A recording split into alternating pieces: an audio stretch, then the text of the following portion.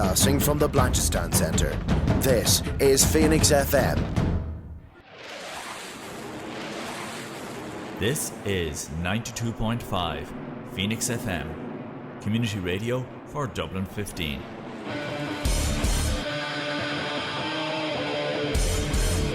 Hey everybody, it's JB Jeremy Borash, and you are listening to Darrow O'Connor on the...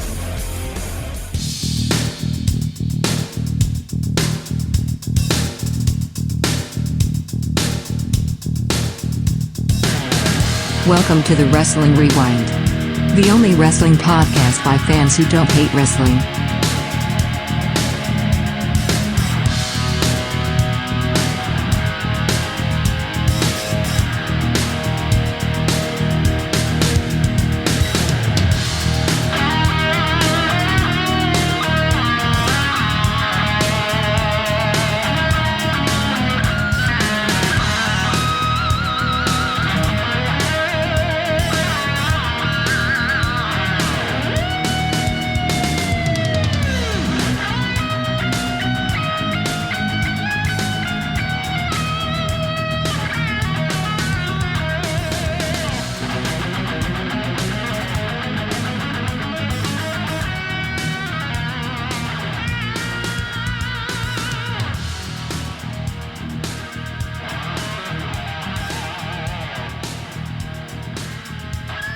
Hello everybody, welcome to Phoenix 92.5 FM, thewrestlingrewind.com, nerdstonemedia.com, and YouTube, etc. My name is Darragh O'Connor, welcome to the only wrestling podcast by wrestling fans who don't hate wrestling. I'm joined by the one, the only Mr. 1-0, Baron Herty. How are things, Baron? Darragh, I'm so confused. Is it in your house? Or is it in my house? Is that why you wanted us to do it? Because that's a brilliant joke. That's a brilliant joke, and it only occurred to me that if that was the case, We are, fantastic. for the second time ever, we're doing the Wrestling Rewind podcast in my house. And it's in your house. The only problem is that's Final Four and there's only two of us. But I have a feeling that if we drink enough whiskey, it could look like there's four of us. And also, we haven't done a dark match beforehand. No, exactly. Which is usually better than the show, but in this case, even though it has the headbangers, it probably wasn't good. No. It went on for 11 minutes. Can you imagine 11 minutes with the Godwinns? Of the Headbangers and the Godwinns. Oh my God, that's Headbangers is all right. They were actually kind of wild. ahead of their time. Athletically. Yeah. Like they looked nuts, but like they were doing those top rope double leg drops, like The serious stuff. Stage dive. Okay, so here's my history with the Headbangers, right? I was watching the show, but I never really paid attention to it because when you're a kid, you're like, okay, yeah, the Headbangers, okay, whatever. I want to watch Stone Cold Steve Austin, right? And then I got WWF Warzone, and they were in it, and I'm like, whatever. But it wasn't until Attitude where I'm like, they're actually like high flyers. Yeah. Here's the other thing. So Warzone, Attitude, and now it didn't happen in No Mercy, but it did happen in WrestleMania. Mm-hmm.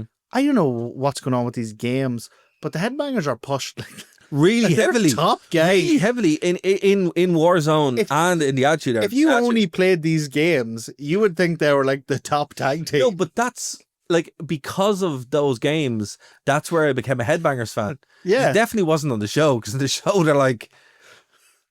Now, we normally don't mention the dark matches because there's kind of a running joke where like we've been watching some of these in your house pay-per-views, and the main event will be like, oh, it's Goldust versus the Bulldog. Mother of God. But the dark match is Steve Austin versus The Undertaker. Like, why is that the dark match? In a 25-minute classic. What the hell is going on?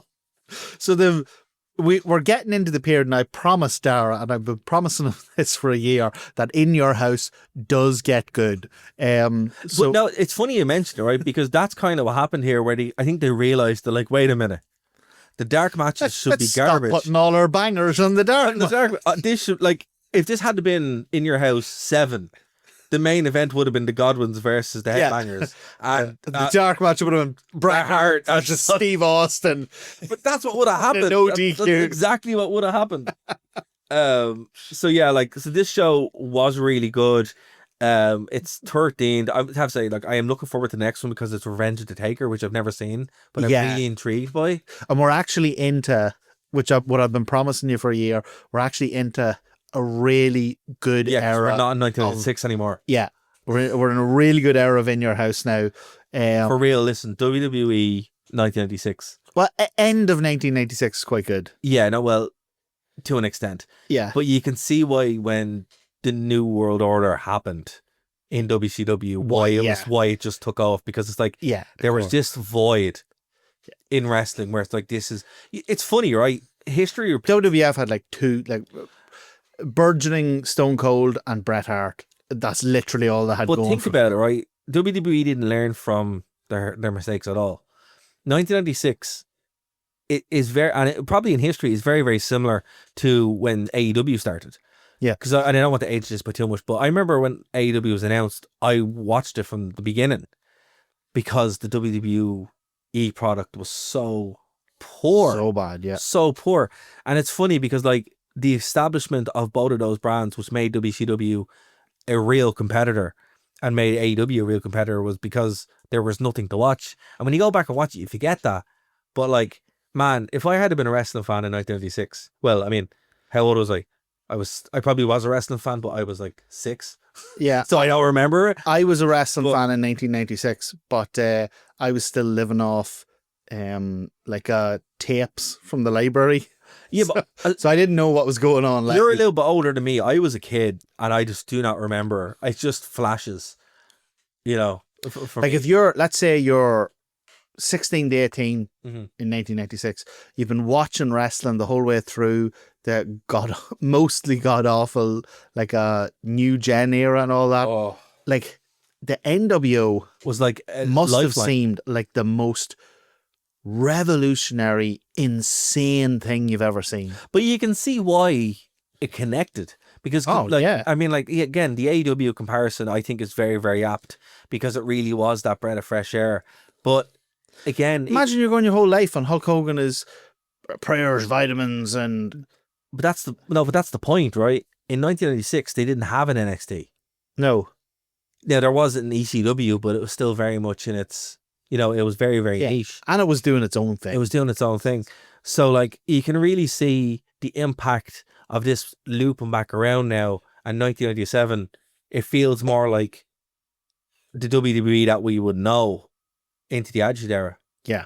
You know, which is great. Like, I mean, this show, even though it was a smaller show, it was a cheaper show, it didn't feel like a waste of time, which is what somebody's felt like. Because the matches were good overall, generally good. Yeah, but good to great even. A lot of these storylines are great, but what really did it for me is we reviewed Backlash last week or a couple of weeks ago, 2025 Backlash, and we both commented how huge arena, 18,000 people, LEDs, lights flashing, the whole bang, just didn't feel like a pay-per-view. No.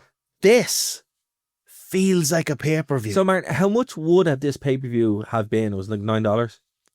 Oh, the average ticket price? Yeah. Yeah. Like my guess would be like $9 to $11. For a ticket price. But what about pay-per-view? What would have been, like $20? No, like pay-per-views. Pay-per-view was $9? Like early, like some of the WrestleManias around this era were like $14 in. No, I'm talking about like to watch it on television. Oh, to watch? I have it, yeah. No idea. Because, like, I know pay-per-view would have been like $50 normally. In Your House was a reduced rate, so it's probably like $25. They were half price. Yes. Yeah. So they introduced In Your House to combat WCW, who was doing more pay-per-views every year. Right, that makes sense. More pay-per-views per year. Mm-hmm. So they introduced In Your House as kind of the whole In Your House subcategory was supposed to be that it's like, it's pay-per-view, but it's kind of like a level down pay-per-view. So they were half price. Okay. Well, so I mean, probably $15 to $20, I'd say. But as I said, like, from post to post, not only the ticket price, which is a great point. Like, I mean, if I had paid for Backlash live, I would have been living, even if I didn't have to fly over to the States for it. Yeah. I still would have been like, I wasted my night. Yeah.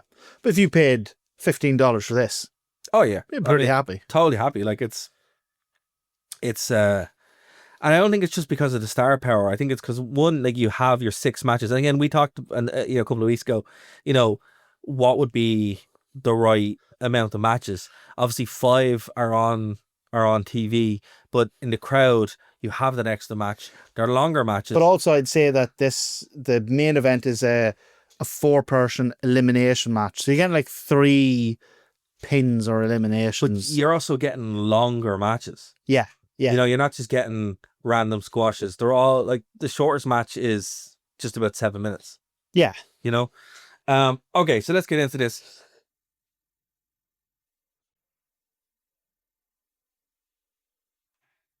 Okay. So let's get into this. In Your House 13, Final 4 came from the UTC Arena in Chattanooga, Tennessee. I actually didn't know where Chattanooga was. I just know it from the meme. Have you? Okay, actually, here's the thing for everyone listening at home after you, Martin. So here's a fun game to play at home for anybody that's listening, and Martin, for you as well. Like, I don't know about you, but as a wrestling fan, I just know state capitals and random cities in the US. Purely because of Purely wrestling. because of wrestling. Like, I don't know where Boise, Idaho is, No. but Poughkeepsie. Poughkeepsie. Whenever people ask me, like, name a city in the US, I don't think in New York, I don't think in Chicago. I think in Poughkeepsie, because the period when I was watching WWF, they were always doing shows out of Poughkeepsie. That makes sense. But also like Battle Creek, Michigan, I know from RVD. I don't know where these places are, No, but I know them. And I mean, like, are you like that as well, where you just know random places in the US because of being a wrestling fan? 100%, because wrestling, for whatever reason, always went through. Do you know what I think it is? I think it's because the period when me and you, in our general age range, when we were watching wrestling, it was the New Gen era. Yeah. And business-wise, they weren't doing Made great more back sense then. to do that run. Yeah, so they weren't doing New York. They were doing Poughkeepsie. Yeah. Like, even now, like, if you live in Ohio, you're eating well. Yeah. They always just go through Ohio. Yeah. But I think it's even just when you're a kid and you hear Vince McMahon and that crowd saying, live out of Chattanooga, out of Boise, out of Poughkeepsie, you're like, these places must be the Great. most amazing cities in the world. And then you go there and you're like, and again, no shade to anybody from those places, but it is just really funny that the ones that stick with you, you're right. It's not like LA or New York. It's like Never heard. Boise, Idaho. Yeah, so I thought that was funny. Like Chattanooga, I only know it from the meme and from wrestling. It also reminds me of that. Do you watch Black Books at all? Yes. When Manny's parents come to stay and Bernard hates them because they have these really annoying habits. Manny's father sings this song, Danny boy, hopping on the Chattanooga train. That always makes me think of that. So this comes our way, obviously, from Chattanooga in Tennessee, February 16, 1987. And it says here in my notes, notable because the WWE champion is no longer the WWE champion because Shawn Michaels has vacated the title. He lost his smile. So here, I have a question for you on this. What did that mean? It meant he didn't want to lose Bret Hart at WrestleMania. Yeah, but what, like, so take us back for a listener, right? How did this play off on TV? Obviously, he came out and he cut his Lost My Smile promo, but he wasn't injured. No. Just gave up the title. Yeah. Can you do that? Well, look, I mean, technically you can. yeah, you can do, But I mean, can you do it? I mean, look, if you wanted to be official about it, I suppose you could go down to the ring and lay down, but Like Hogan? yeah, or Jeff Jarrett. or Jeff Jarrett and, Yeah. and Kevin Nash did.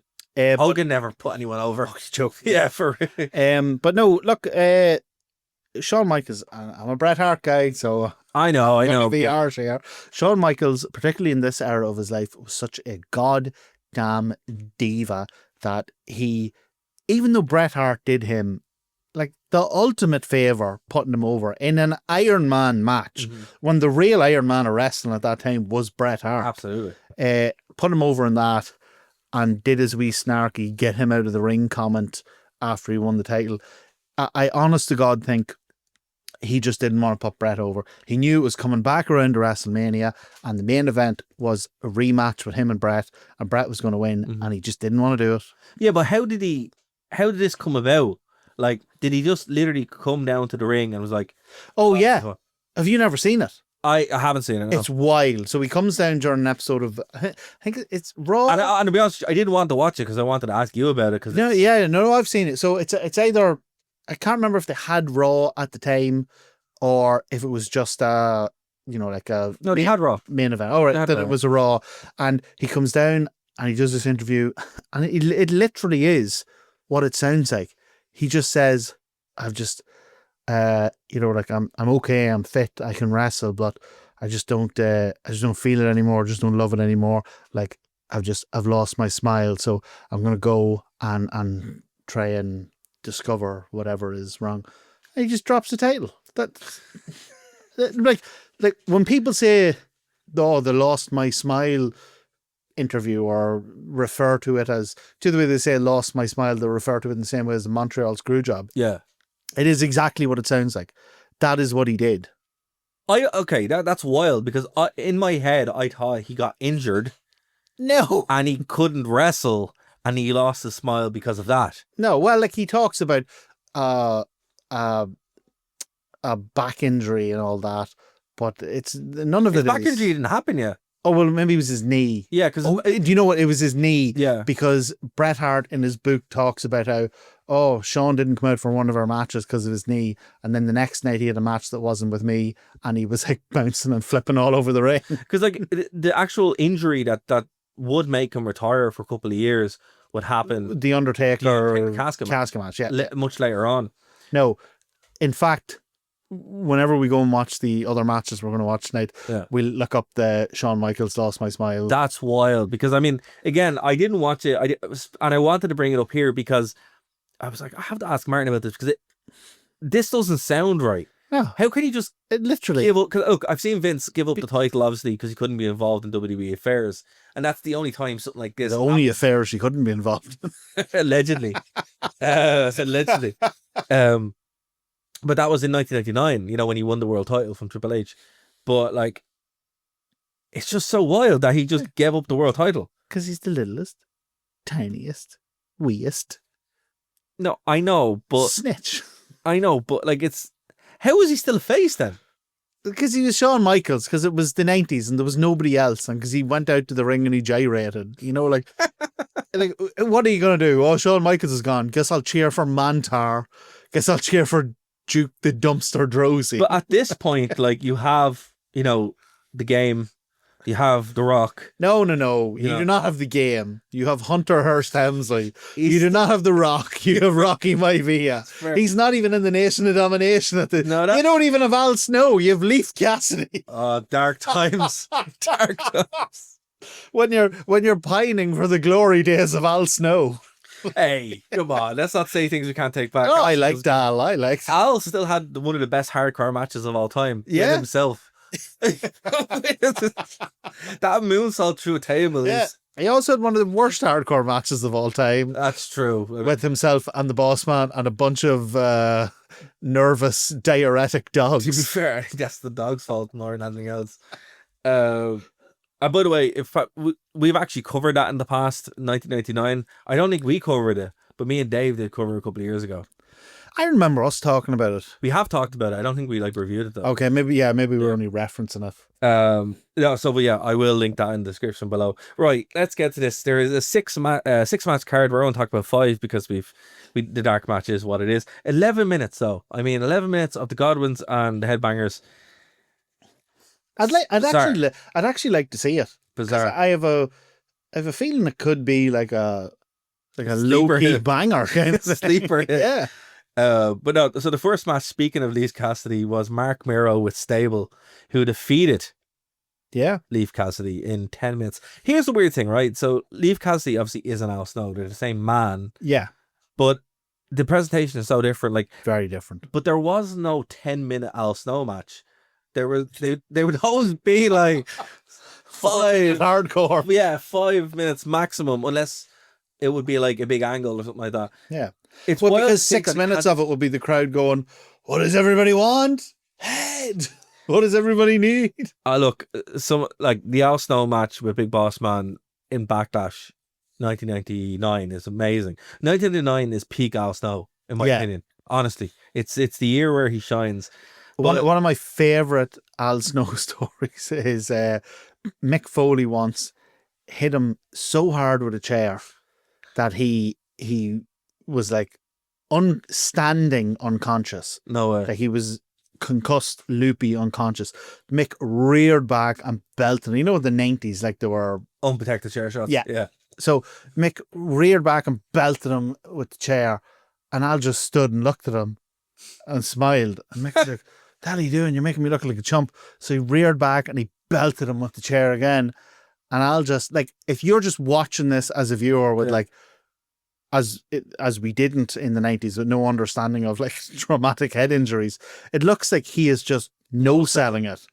He's just stood there taking these 2-3 chair shots to the head, and then when he does go down, it's not even like a wrestling bump, it's like a slump to the ground Because he's not there. but Mick went out the next night, whatever it was, Raw, SmackDown, or whatever it was, and he said, "Oh, I hear Al Snow has quit wrestling and he's been made the new mascot for Lazy Boys, which is funny because Al doesn't normally sell chairs." Oh, And the poor dude had like a brain injury. a different time, like really was. Wild. Like imagine wrestling now. You hit someone as hard as you can with a chair and they don't react, so you go, "Better hit him again." Hit him until he falls down. It just wouldn't happen now. Absolutely, that's the worst thing about when you're going back and watching. Like one of my favorite matches is, and in WWE and in TNA, is Rhino versus Raven, and there's a line from King where he's like, "He hit him so hard, he's not gonna remember how to drive home." I'm like, at the time you're like, and that's from Backlash 2001, and you're like, "Oh Jesus, that funny at the time, super dark now," you know. And you're a big fan of AEW star Rhino, aren't you? TNA Hall of Famer. AEW star, current You'd call AEW him star Rhino. the way they treated him. The way they treated him. I'm with you there, yeah. He deserved a better match than that. Although, look, maybe he's not fit for it, but even if he's not, they should have put him in the ring with someone who could make him look. But you know what was so look, quick aside, when Rhino was in TNA last time I saw him, he actually didn't even get to hit the gore. Oh, So I mean, criminal. awful. They should just have him out there, gore people. That's Yeah, it. That's it. That's what he's waiting for. That's what you want to see. Everyone's waiting for the gore. Like, I mean, Yeah. it's silly. Like AEW should have just had him as a run-in, gored your man, and that was it. Fine. Perfect. That's all you need. Anyway, look, not much to say about this match. Marc Mero, unfortunately, it's a shame his wife got over and he didn't, because He's a great wrestler. He's great. It's both of these guys were great. Now, unfortunately, like Marc Mero would never really overcome the fact that his wife was the star. Al Snow would. Literally. You know, it was like What happened in your wrestling career? My wife was too hot. then married Brock Lesnar. Then married Brock. I know he did okay in the end, but like when you're watching this, it's just also somebody else who was super over. And if you just played WWF Attitude, you're like, that Marc Mero guy, Oh my God. he's World champion. superstar, you know. I think he's going to be the one to put manners on this Austin upstart. The Nation Domination, Crush, Farouk, Xavier Vega would defeat Bart Gunn, Flash Funk, and Goldust in one of the strangest 6-man tag team matches that I've Very seen. strange. And not even a a long 6-man. It was like a 10-man, except 6 of them were on the Nation side. Yeah, well, here's the thing. If you actually look at the Nation lineup, Crush wasn't in it, Vega wasn't in it, Ice wasn't in it, and like Clarence Mason was in it. Like, it's like, Yeah. explain to me how, and the listeners really, what happened to the Nation of Domination? Why did it start one way and then like just rift so drastically? The Nation of Domination in 1996, heading into, like, this show is 1997, but it's February 1997. It's like the only thing WWF has done in 1997 at this stage is the Rumble and then this. So the Nation of Domination is in this really interesting period where it's just before The Rock joins, or Rocky Maivia joins, and it becomes The Rock, and they go full heel. I mean, they were already full heel, but they were really leaning into this Black Panthers, Black Power, Malcolm X That thing. was the whole gimmick. Look, this match is okay, but I love that Nation gimmick. But hold on, that's not what, why are there so many randos in it, and where did they go? Well, because that's what the Nation was at the time. It was a bit like NWO, where they were kind of just picking up all the black wrestlers that they could. Okay. Right. But then when The Rock came in, they were like, hold on, we have like a real tight heel thing here Scale this down. with like 4 or 5 Top legit guys. stars. Yeah. And that's when they really focused in. Okay, that makes which sense. is exactly what they should have done. So in fact, they did the NWO backwards. They they- started off with the big bloated Literally nonsense. just about to say that. I'm like, it's the NWO backwards. Yeah, and then they honed in on the top guys and made them a real cool, real dangerous stable. So I absolutely love this era of the Nation, particularly when they have the guys, when they have Farouk coming down through the crowd, and he's got the 2 guys in front of him in the like the suits that kind of became like the hallmark of Malcolm X and the Muslim Brotherhood. Yeah. You know, it's really... Did they do a breakup with them? Like, how did they get rid of these guys? I don't remember fully, but I don't think I remember a big feud. I think maybe they just kind They of... just disappeared. I think they just kind of focused more and more on the guys that were really working. Yeah. Rocky Maivia, D-Lo, Farouk, like really focused in on those guys. I'll tell you what as well. Farouk has always been really cool. Okay, apart from that one time when they stuck him Okay. in the weird headgear. Which only appeared once to be. Which only appeared once and for good reason. Yeah. It's like whenever I was in not in university, whenever I was in high school and I had hair, I was a huge fan of Papa Roach. And I went in one day and I tried to gel my hair like Kobe Dick from Papa Roach. Couldn't remember his name. That only happened once. That's fair. I only did that once. Do you remember the show that he used to do, Scarred? No, I don't even remember that. No. Oh man. So okay, quick aside. He had a TV show on MTV for like one season where it was called Scarred, and it was just like, here's how I lost my knee in a skateboarding accident. And he'd just be like, welcome to Scarred. And then he'd just go back, and then there was just this kid going, yeah, I was on a rail slide and my knee exploded. And when I was here's the surgery and here's all this. And it's just like, this is really dark. Good show though, to be fair. It was the post-Jackass kind of thing. Yeah, that whole, oh my God, that whole noughties landscape of extreme reality bull. Yeah, it was like reality, but like grounded in like grotesque energy and injury. And it's funny, like when you think about it, it's like, this is in the US. They probably like, it's cost thousands of dollars. Yeah, because you wanted a skateboard. Yeah. What happened to all your Infest money? I skateboarded. Got myself a knee. So look, you can find them on YouTube. It's quite funny. But okay, speaking of, sorry, go on. Martin, we have the game versus we don't have the Rocky game. Maivia. We've been over this. We don't have the game. He's always the game. He's still the game. We have the cerebral assassin. We have the WWE head of creative, Hall of Famer, whose speech 2 times. Whose speech should have been longer. What is it that I ended up? Was it an hour and a half, or was it? It was only an hour. It was over an hour. It was like an hour, 7 minutes. It wasn't a speech, it was a lecture. You know what though? I would have, the one thing that... It was it was a Fed talk. I love that. The only thing that I was kind of annoyed I didn't go to WrestleMania this year was because I really wanted to be there for that alone. Yeah. WrestleMania I would have been annoyed with, except for Joe Henry showing up because that was class. Yeah. But, no, I mean, being there in person for that would have been great. Like, I've never been so bored by someone I love, so... No. The game is just brilliant.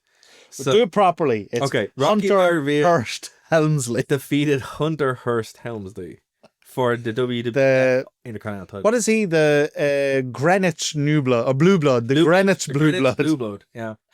So this is obviously like, it's after the curtain call thing. He's been punished still. He's come back around, and he's actually getting a bit of a push, the feud with Rocky Maivia, which, it's funny because this would kind of be Triple H and The Rock's defining feud. Yeah. And it really would. I mean, look, you can say he had great matches with Austin, Undertaker. That's true, Mick Foley. But really, when you think about it, if it wasn't for those two working together at this level, the IC title, neither one of them probably would have got over to the level that they did. Maybe it's just the era of wrestling I watched, but to me, The Rock's,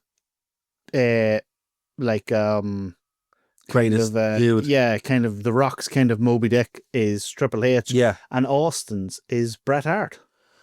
I mean, so I listened to something very interesting the other day, that Undertaker never believed that he clicked with Austin, or, other way around. But when I interviewed Stone Cold a couple of years ago, and if it's not up on the channel, it is up on the channel. I put it up on the channel on 316. He actually said he was disappointed that he never got the feud with Taker at WrestleMania. That 316, by the way, is the 3rd of Jocktober, which is the 16th month. Yes. No. So, I mean, that's a very good point. Like, for me, in my head, Austin's greatest feud is with The Undertaker. Really? Yeah, but like, it's just because of that big angle he had with the whole Ministry of Darkness and stuff. And it was weird that he never did. Stephanie gets kidnapped. And so in my head, that was his big supernatural I suppose thing. it just comes down to what era you were really watching. But I think that's when it really connected to WWE. Yeah. Was that kind of stuff, where, look, the matches weren't great, but it didn't matter because the story was so cool. But at the same time, like, yeah, from an in-ring perspective, Austin's greatest opponent is Bret Hart. Yeah. Without like, I know you were slagging off, and rightly slagging off 1996 WWF, but for me, 96 WWF is saved by Bret Hart and see this incarnation of Austin. Yeah. This incarnation of Austin is legitimately terrifying. No, absolutely. Not spooky. He looks like he was someone who would attack you in a pub for looking at them the wrong. No, but that was it. I mean, he's a genuinely dangerous person. But that's the transition from like the ringmaster to Stone Cold Steve Austin. Yeah. And he would transition again to being. And it's amazing how he changed nothing. No, but it's just. He changed his tights, didn't you? Just his attitude. Well, I don't there's something in his eyes when he walks out. He looks like, more than the music, more than the pop, he looks like a legitimately dangerous person. But also, I think, like, having, like, the story around it. Like, when you're feuding with Bret Hart, it's who the best wrestler is. Yeah. When you're feuding with The Rock, it's a personal thing over the title. When you're feuding with Triple H is more dangerous because he'll do anything. When you're feuding with The Undertaker, it's spooky nonsense. But I think what for me, what made the feud with Bret Hart so... at this point, because obviously this was the time when Undertaker, let's be very, very honest. That is Mexican cartel. He was not known for having teardrop Mac classics. I mean, look, I love The Undertaker, and I really, really do, right? Going back and looking at his career in a critical sense, for some reason, he just didn't really want to do it until 2005. Yeah. Yeah. Honestly, like, yeah. I mean, when he started wrestling, I mean, 2005, he just came back. I think there's an excuse. I think there's maybe not an excuse, but I think there's a reason early on, like early days of The Undertaker, because he was literally told, go out and wrestle like a zombie. Yeah. So that's fair enough. That makes sense. That makes a lot of sense. But there is a huge period of The Undertaker's career where the in-ring is dreadful. Like, I mean, at this point, like, you can look at it from here. Well, he has the great matches with Mankind, has the feud. But his stuff with Austin, in ring, it's punch you kick. Me and you've said it so many times. The Undertaker has the single greatest video package career. Oh, of all time. It's amazing. Followed closely by Bray Wyatt, to be fair. And it's the exact same reason. Yeah. And here's the thing, actually, look, this is harsh because there's no way to prove it. I do believe that we probably would have had that with Bray Wyatt in a couple of years. Bray Wyatt should have beat the Undertaker. That should have been that should have been a pass under the torch. It should have been. But I mean, like, as far as in ring, we probably would have seen in a couple of years Bray Wyatt having that second run where he's in the ring. Because I think it's because of the same reason. He was there for the spooky nonsense. Yeah. Just like the Undertaker. But after a certain amount of time, that can only carry you so far. You have to rebuild and go again, yeah. But I think the like that was a really great point you made there about the different eras of Stone Cold feuds and them all having entirely different themes or feels to them. Mm-hmm. But I think what keeps me coming back to the Bret Hart one, what makes the Bret Hart one so compelling for me is that, yes, the Bret Hart Austin feud was about who was the better wrestler in Bret's mind. Yeah, it's true. In Austin, Bret was coming out there going, I am the best wrestler. And Austin was coming out there going, I'm going to suck your eyeball out of your head. Yeah. You know? It was like the wrestling is the means of which I'm punishing you. Yeah. Yeah. Bret was like, I'm going to pin you. And Austin was like, I'm going to hurt you.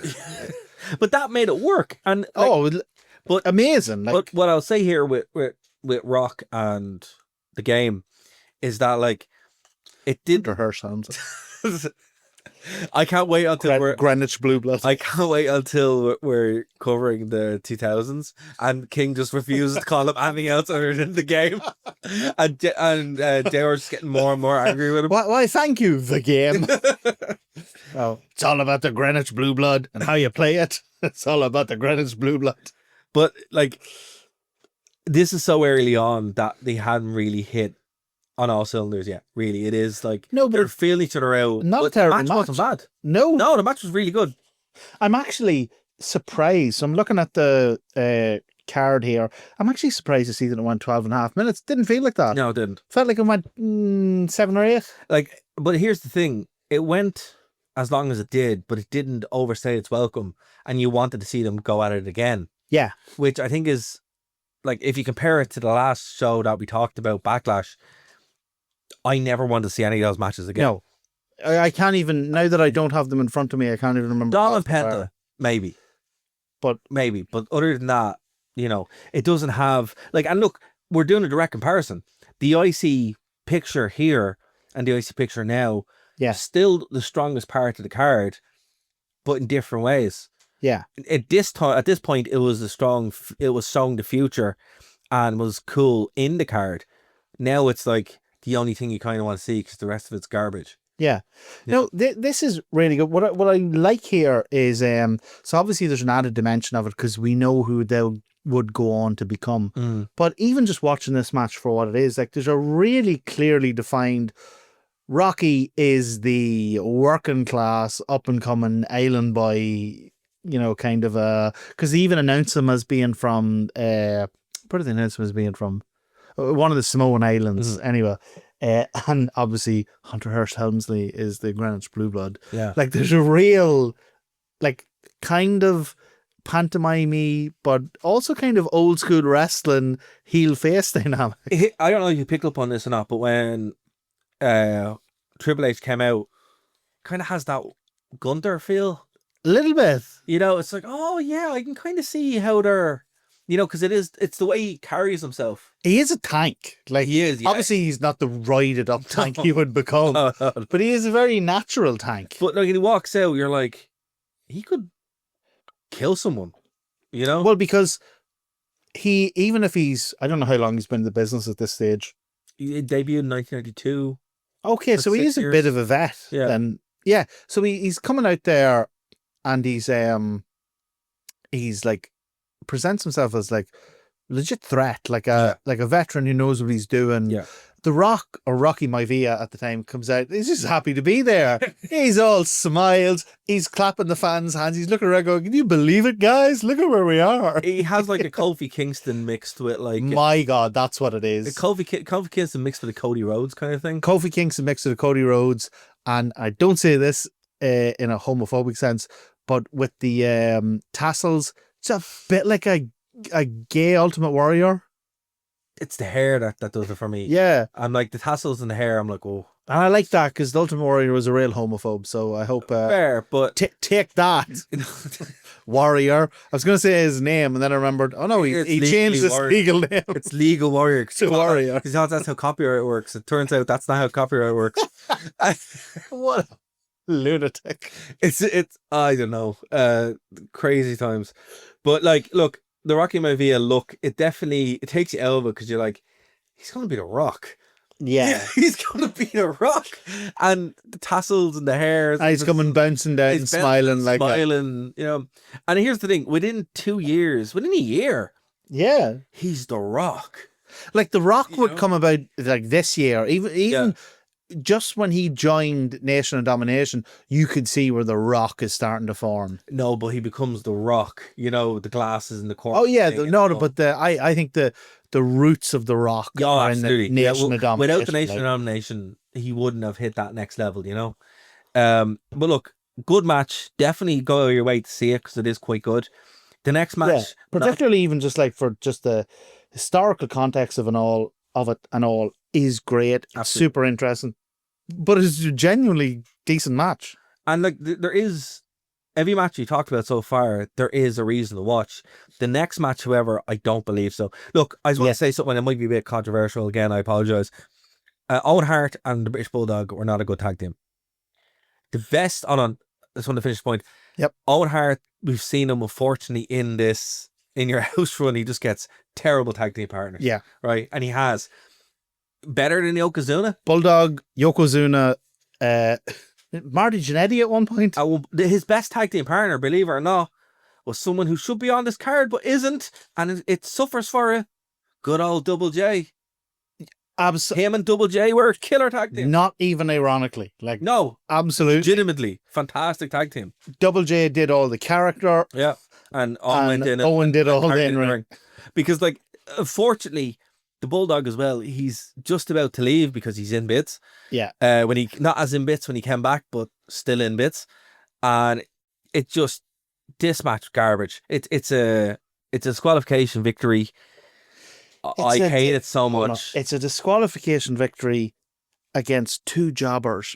Two jobbers. Takes 10 minutes. Garbage. Absolute 10 minutes. Garbage. Like, do you know the way when we reviewed Backlash several weeks ago, I was like, no, Gunther should have just mauled that commentator. I can't remember his name. Pat McAfee's cool. Pat McAfee. Gunther should have just mauled him.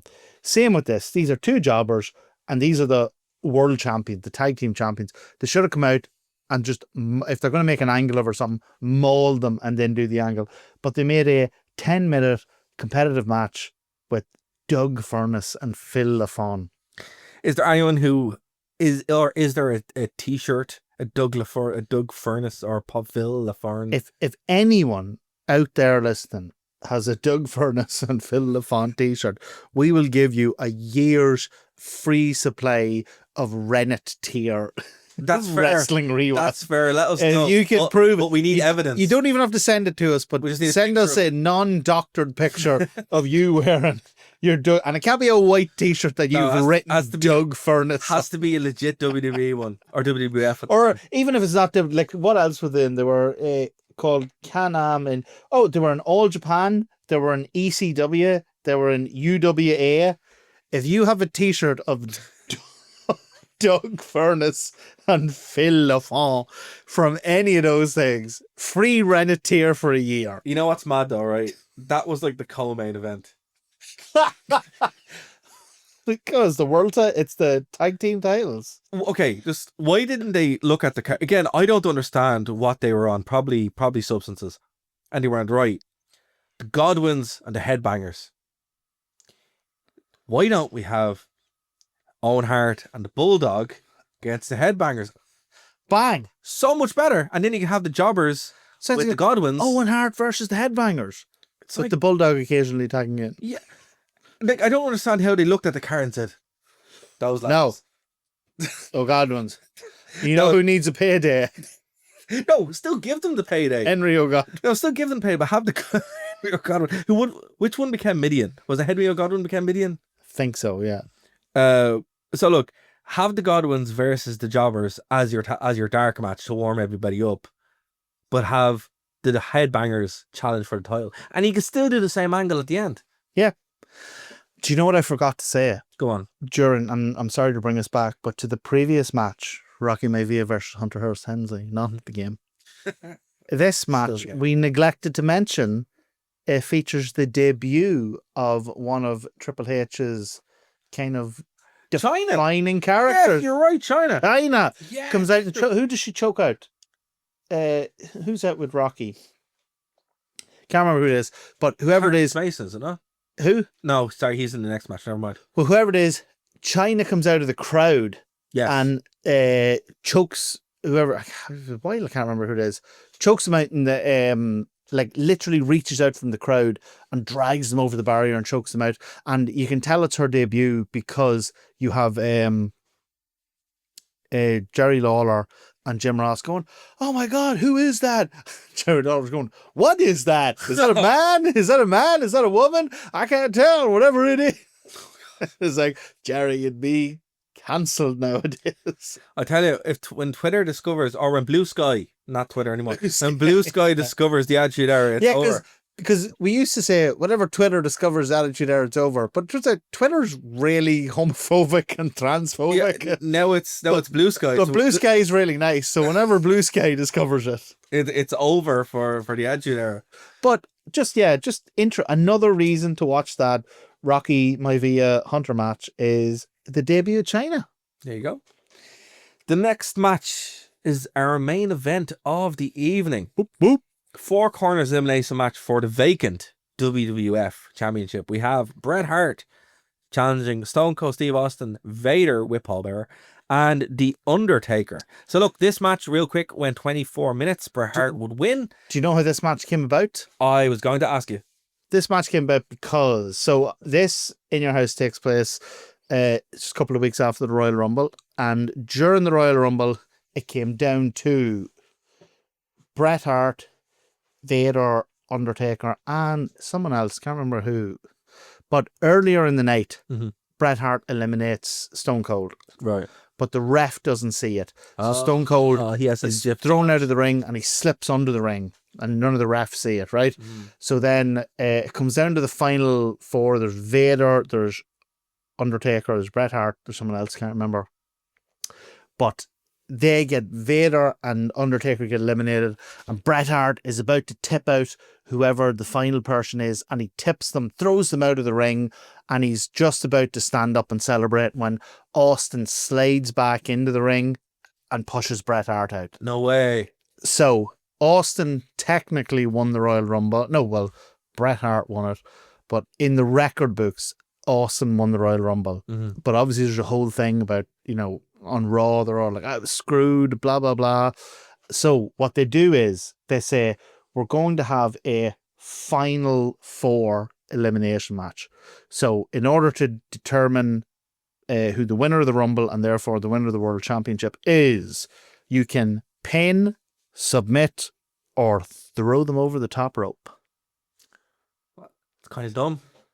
Well, I mean, but if that was a normal match, I'd be like, yeah, that's a stupid rule. They tried out in WCW, but Bill the Watts, fact and it wasn't very good. Yeah, well, Bill Watts, this whole thing about the top rope, it's just a lula. But the fact makes sense in this, yeah, because it's a kind of a replay of the last moments of the Royal Rumble. I think it kind of works. You know what's crazy though? The setup to this is also very similar to the setup we would have at WrestleMania 2000, where they had the fatal 4-way McMahon in every corner. Yeah. Because of the exact same setup. Yeah, but it didn't have the over-the-top rope rule. No, it didn't. And it also was significantly worse. So, yeah, this is good. This is really good. This is really, really good. Now, look, Vader's in there again. Vader was very mishandled in WWE for many reasons, mainly Shawn Michaels. Very, yeah. Legitimately. Undertaker puts in a good bit of work. Austin and Bret. It is the Austin and Bret Hart show, though, to be fair. This match, definitely. It really is. Because this would build up to WrestleMania 13. Yeah. In like loads of ways. This whole pay-per-view. WrestleMania is only 2 months away at this Exactly, stage. yeah. So it's like, it's not the go-home, but it kind of is. In terms of pay-per-views, yeah. There's a brilliant... so throughout the whole show, they're having these kind of short... promos with each of the guys in the main event talking about what they're going to do and blah, blah. Vader's is okay. He just does this thing. Vader time. Austin's is pretty good. The Undertaker's is hilarious because he's in full on. Like, would you just let them record these things? Why are you making them do promos live? Like, why you make them do promos live? That's not enough pressure. But anyway, the Undertaker's promo, he goes, Austin, Vader, Bret Hart. It's not a matter of when. It's a matter of it's gonna happen. So he obviously meant to say it's not a matter of if, it's a matter of when. But he started off with it's not a matter of when, and then you can see his mind going, if it's not a matter of when, what is? But I'm like, why keep that in just after just pre-record these things? I just don't get it. They probably were like, it'll be fine. He can't mess it up that If you can't mess up 2 lines. And he's just like, no. No, he did. Look, I said, The Undertaker again, right? I love him. He's great. One of the greatest of all time. But my God, video packages yeah, are a real reason we love The Undertaker. very friendly disc. And that run when he came back. Honestly. Yeah. Without the combination of those two, when you look at it in the cold light of day, you're like, oh, it's a bit ropey. It's a bit ropey. But a really good man. Vader gets busted open in this badly. He does, yeah. Like, you can tell from looking at it because he has the mask on, so it's covering a bit. But his A is messed up. I think if he didn't have that mask, Oh, probably would have been a lot worse. oh, this would have been, if he didn't have that mask on, this would have been an Eddie Guerrero level bloodbath. Or even Joey Mercury when his nose exploded. Yes. Because that's kind of what it looked like to me. Yeah. It's like, it's not that bad. And he has the mask, so his face has been held together with the And mask. Vader's a big, huge guy. Yeah. And legitimate tough guy. Yeah. But you can see the difference in him with the way he's wrestling before and after. Like, as soon as this injury happens, you can tell he just wants to get out of there. He's like, oh, I'm in a lot of pain. This sucks. My Immediately. eyeball's about to fall out of my head. Oh, man, not good. Not good. But look, the match itself, But still. it's a good end to a good show. Yeah. You know, Bret goes over, obviously, he's the world champion then, and it was the right decision. I mean, it was too early to put the belt on Austin, legitimately. Taker didn't need it. Taker never really needed the belt, like, ever, really. But he would win it from time to time. They're not going to put on Vader. Vader is almost out with the company now. In a couple of months he'll be gone. So which is a pity, because if he'd have been handled right, there was huge look, potential. it's, you know who Vader was? Vader is very similar to the Mr. Kennedy thing. Yes. Where Kennedy should have been the biggest star WWE have ever had. And just annoyed the wrong guy at the wrong time. Guys, Cena and Orton. Yeah. And Well, all Vader did was... I know Shawn Michaels. Shawn Michaels. Well, who was the biggest guy? Diva. Well, look, I mean... Still, all these years later, it's like... I know, come on. Have you ever seen... What's that thing that actor said about Harry Potter? And they're like, still, after all these years? And he says, always. That's what I'm like with Shawn Michaels' hate. I'll be laying on my deathbed and Darren be like, Martin, still, after all these years, you still hate him. I'll be like, always. Ah, no, come on now. He's reformed. That's even worse. See that whole born again Christian thing he does? He reminds me of those like loyalist prisoners who like massacred 14 people in a post office and then like found Jesus when they got out of jail. It's like, I don't trust you. Oh, I wasn't talking about the Jesus thing. I was mean he's running NXT now. It's actually not that bad. That's worse than the massacre. That's worse than the massacres.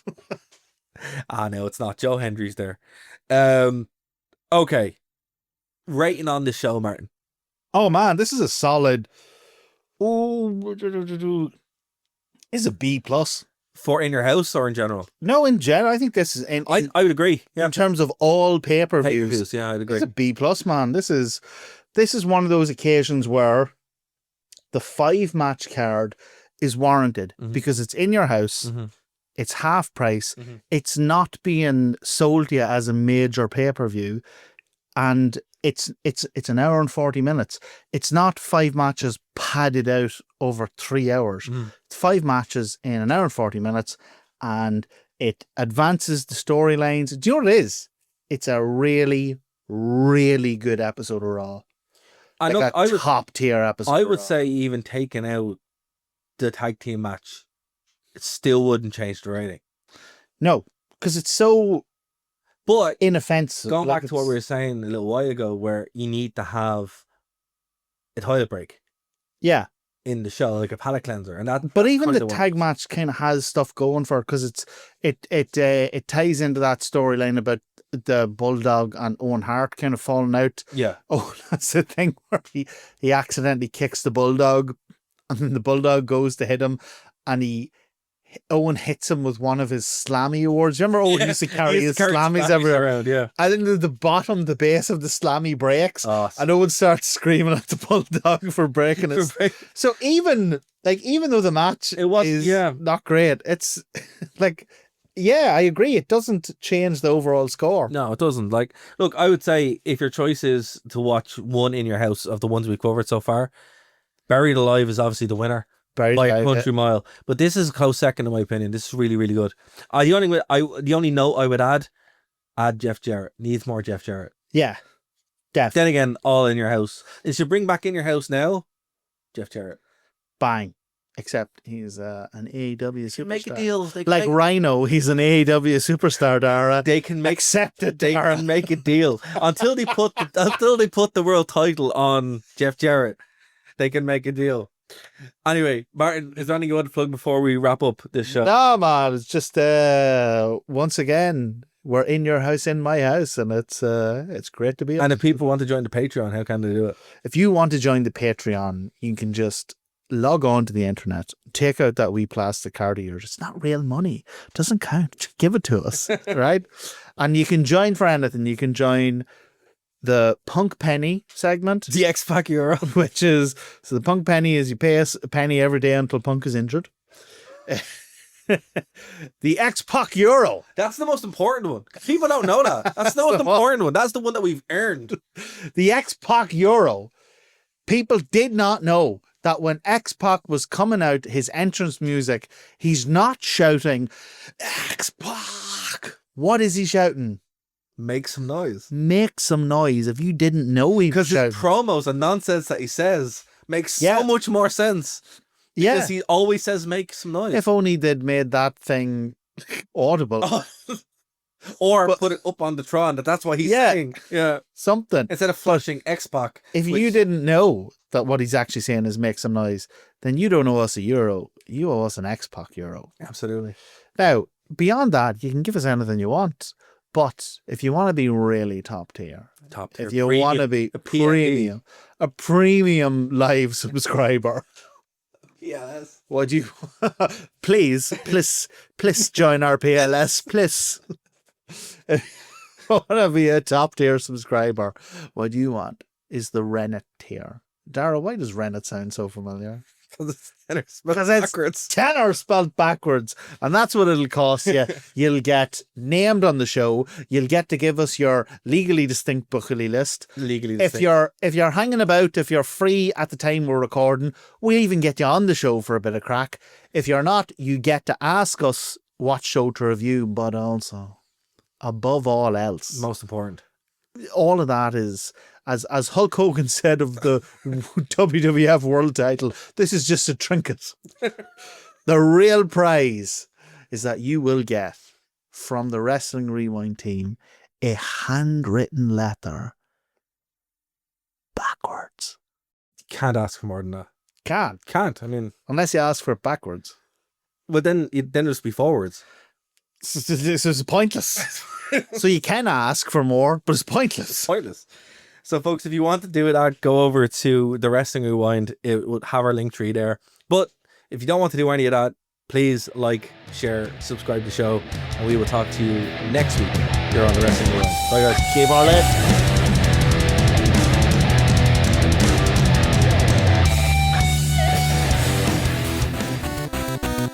Thank you for listening to a Nerd to Know Media production.